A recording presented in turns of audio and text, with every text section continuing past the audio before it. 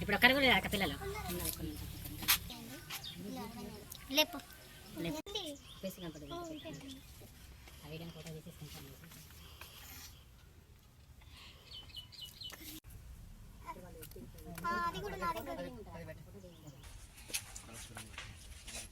చనిపోయినప్పుడు సీతక్క గారు వచ్చారు.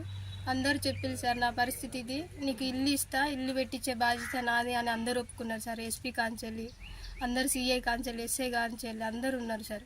అట్లాంటిది ఇప్పుడు ఏది పేర్లు వచ్చినా కానీ తీసేసారు సార్ నా పేరు. అసలు నాకే అది అర్థమైతలేదు. వాళ్ళ మాట నేను వెళ్ళాను, నా పరిస్థితి చూసి వాళ్ళు ఎందుకు తీసేసారు కూడా అర్థమైతలేదు. చనిపోయినప్పుడు సీతక్క గారిని కలుద్దామంటేనే అప్పుడు ఎమ్మెల్యే వచ్చింది, కానీ నేను కలవలేకపోయినా. వాళ్ళు వచ్చి చెప్పిర్రు. ఇప్పుడు మంత్రి అయినాక కూడా నేను కలవలేను.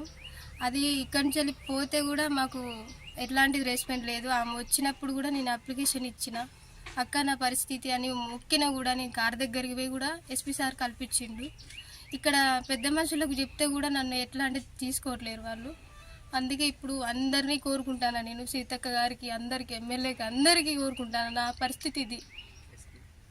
ఎస్పీ గారికి కూడా నేను చెప్తున్నా, నాకు ఒక ఇల్లు పెట్టియండి అంతే.